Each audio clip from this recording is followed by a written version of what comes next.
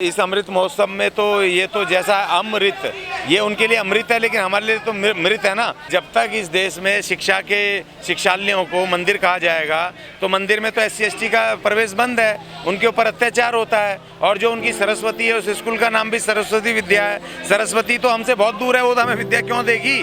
देखिए, हमें इन शब्दों पे भी ध्यान रखना है। स्कूलों को मंदिर नहीं बनाना है, वो स्कूल स्कूल रहने दो। जब तक स्कूल इस देश के वाकई में स्कूल अगर शिक्षा की अगर स्थान नहीं बनेंगे, शिक्षा के संस्थान नहीं बनेंगे, शिक्षण संस्थान, तब तक हमारे साथ जाति भेद होता रहेगा। मैं अभी हस्तिनापुर गया था चुनाव में, तो वहाँ पर पूछा भाई वाल्मीकि मोहल्ला क्या है, तो जाति का नाम कह रहे कि अच्छा फलानी जाति के लोग, हाँ जी जाटम मोहल्ला का, अच्छा वो हरिजनों के मोहल्ले, इस तरीके से बोल करके अपमानित कर रहे हैं आज भी। लेकिन मैं कहना चाहता हूँ भाई, हम तुम्हारे हिंदू राष्ट्र में नहीं रहेंगे। हम ना किसी हिंदू राष्ट्र में रहेंगे, ना हम किसी मुस्लिम राष्ट्र में रहेंगे। हम रहेंगे तो भारत देश में रहेंगे। नहीं, अगर तुम भारत देश को अगर नहीं छोड़ोगे, हिंदू राष्ट्र बनाओगे, तो भाई हमें हमारे बाबा साहब का अछूत स्थान चाहिए। हमें अलग देश चाहिए, अछूत स्थान हमारा दे दो। हम अपना अलग देश बनाएंगे, अलग देश चलाएंगे।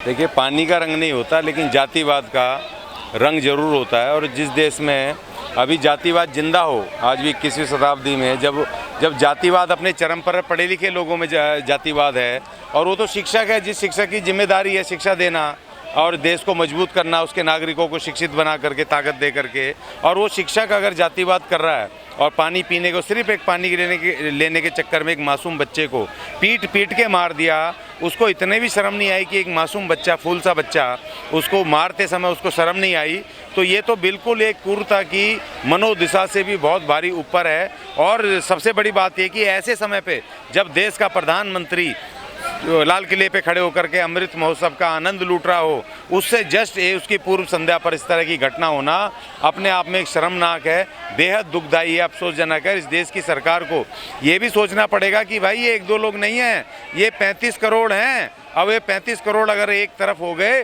तो जो बाबा साहब ने उस समय जो हमें दिया था 1956 में, जो हमें इशारा किया था कि अगर ये हिंदू धर्म तुम्हें बराबरी ना दें, तुम्हारा मान सम्मान ना करें, बराबर का हिस्सा ना दें, तो इस हिंदू धर्म को छोड़ करके चले जाना। तो हमें दे गए थे रास्ता, अब उस रास्ते को मानने को हमें मजबूर मत करो।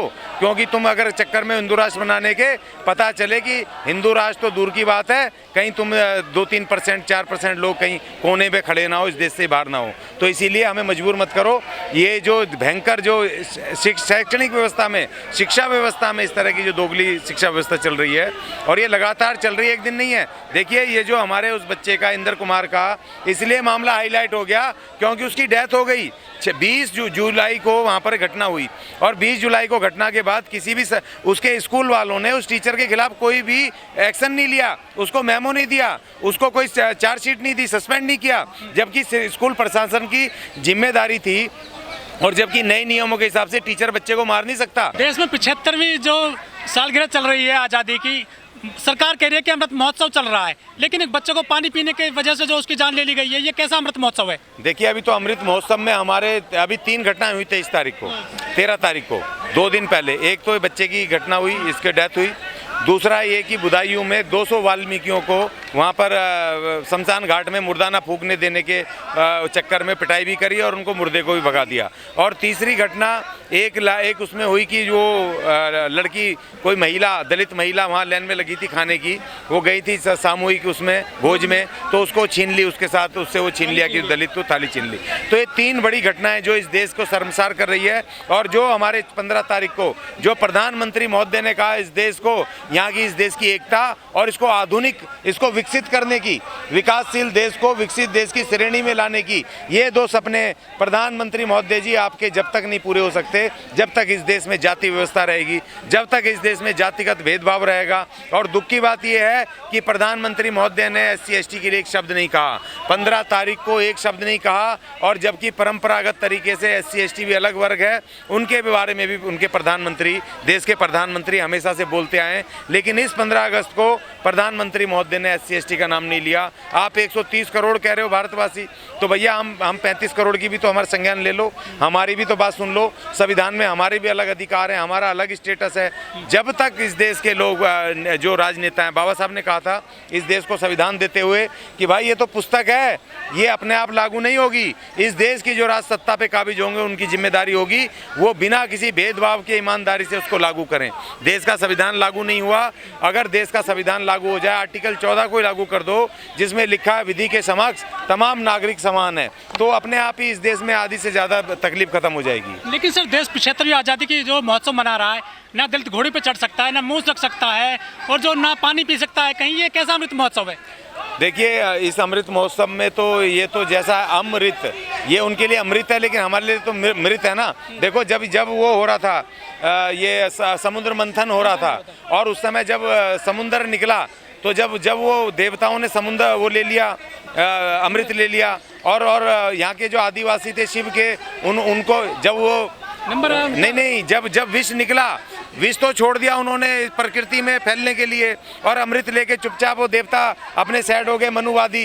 तो जब शिव ने देखा इन आदिवासियों ने, यहाँ के आदिवासी नेता ने, कि विष फैल रहा, पूरी सृष्टि नष्ट हो जाएगी, तो उन्होंने विष को धारण कर लिया, कंट्रोल किया, इस पृथ्वी को बचाया। और वहीं पर वो जो उसको अमृत को लेने के लिए जब ये बैठ के अमृत बांट रहे थे आपस में, तो वहाँ हमारे राहु केतु पहुँच गए, वो बिल्कुल देवताओं का रूप धर के, और जैसे ही उन्होंने अमृत उन्होंने मुँह में डाला तो इनको पता चल गया ब्राह्मणवादियों को कि ये तो उनके आदिवासी हैं, तो उन्होंने उनकी गर्दन काट दी, अंदर नहीं जाने दिया। वही सेम आज इस अमृत महोत्सव में मैं बार बार कह रहा हूँ, हमारी बूंदे कहाँ हैं भाई, हमारे हिस्सेदारी कहाँ है इसमें? अब इन्होंने और 25 साल का टारगेट लिया है कि 2047 तक ये अमृत काल चलेगा। अमृत काल का मतलब है हमारा काल, इस देश के SC/ST के अधिकारों का काल, उनकी गुलामी की शुरुआत।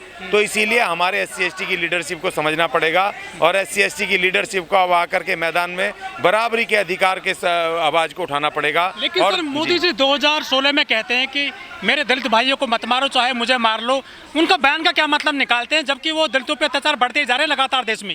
देखिए वो प्रतीकात्मक था, वो सिर्फ प्रतीकात्मक था। एक प्रधानमंत्री देश का एक असहाय, एक वो कह रहा था दलितों के वोट लेने के लिए, बेवकूफ़ बनाने के लिए, एक उन्होंने खुले मन से बोला। नहीं तो प्रधानमंत्री देश का, जब आप तुम विपक्ष के नेताओं को ईडी से जेल भिजवा सकते हो, बड़े बड़े खलीफाओं को परेशान कर सकते हो, पार्टियों को तोड़ सकते हो, तो आप तो इस देश में जातिवाद चुटकी बजाते ही खत्म कर सकते हो। इतना बड़ा सिस्टम आपके पास है, आप चाहो तो। और दूसरी बात मैं मांग कर रहा हूँ, आपके अच्छा हुआ आपके चैनल के माध्यम से मांग कर रहा हूँ, पहले इस देश के अंदर जितने गाँव हैं उस देश के उसमें से मोहल्ले खत्म होने चाहिए। ये वाल्मीकि मोहल्ला, ये जाटव मोहल्ला, ये पंडित मोहल्ला, ये ठाकुर मोहल्ले, इस उनके भी प्रॉपर तरीके से ABCD इस तरीके से उनके नंबरिंग हो, उनके मकानों की, और कोई एड्रेस पूछने जाए तो नंबरों से हो, मिक्स नंबर हो, और ये बिल्कुल मोहल्ले खत्म हो। मनुस्मृति लागू करी हुई है आज भी गाँव में, आज भी लागू है, वो शहरों में दिखाई नहीं देती और वो अंदर खाते चलती है। और हमारे लोग भी जब सरकारी नौकरी पे जाते हैं, बड़े बड़े ऑफिसर जाति बात से परेशान है, हमारे ऑफिसर बन गए वो ब्राह्मण उन ऑफिसरों से और अपर कास्ट ऑफिसरों से तंग हुए परेशान है। तो ऐसा नहीं है, जाति खत्म नहीं हुई है, जाति को खत्म करने की इंटेंशन नहीं है। इसलिए अब हमें SC/ST के लोगों को इस देश की राज सत्ता पे आएगा। और दूसरी बात, मैं एक और बात कह रहा हूँ आपके चैनल से, ये हिंदू राष्ट्र बनाना चाहते हैं इस देश को, इस देश का संविधान बनाना चाहते हैं। सर दशकों पहले बाबा साहब के साथ में भी पानी को लेकर काफ़ी प्रताड़ना झेलनी पड़ी थी, उनको जातिवाद झेलना पड़ा था, वही आज भी झेलना पड़ रहा है। अमृत महोत्सव मन रहा है जब। देखिए आज भी आप क्या सोच रहे हो, आप बाबा साहब ने जो संघर्ष किया था, उसके बाद संविधान में भी जो आर्टिकल 15 में कहा पानी ले सकते हैं, सार्वजनिक स्थल पे जा सकते हैं, हम मंदिरों में जा सकते हैं, हम ढाबों पे, रेस्टोरेंटों पे, यहाँ तक सब लिखा था बाबा साहब ने। लेकिन आप क्या समझ रहे हो कि पानी भी आज आप उनके मोहल्ले से ले सकते हो, गाँव में नहीं ले सकते। आज भी वो सरकारी नल जो लगे हैं ना, कुएं खुदे आपके मोहल्लों में, आप वहीं से पानी लेते हो। किसी गाँव में जाओ, UP के या किसी भी गाँव में देश के, आप अभी भी ब्राह्मण, ठाकुर, क्षत्रिय, इनके मोहल्लों से, उनके नलों पर, इनके कुएं पे आप पानी नहीं ले सकते। तो जातिवाद जारी है, पूरी तरह से जारी है। संविधान अभी लागू ही नहीं हुआ, अब ये बैकडोर से ये और अपरोक्ष रूप से भी मनुवाद इसमें जारी है, और इसीलिए मनुवादी व्यवस्था को लाना चाहते हैं। 13 अगस्त को इन्होंने एक प्रारूप अखबारों में खुले रूप से दे दिया, संविधान का नया प्रारूप। नई संसद बन रही है, नई संसद में इन्होंने नया अशोक चिन्ह लगा दिया है, जो कि हमारे अशोक चिन्ह से बिल्कुल भिन्न है। और दूसरी बात, संविधान ये बना रहे हैं जिसमें बाबा साहब नहीं है, SC/ST नहीं है, इस देश के ढोल गवार, शूद्र, पशु, नारी, उनका कोई स्थान नहीं है।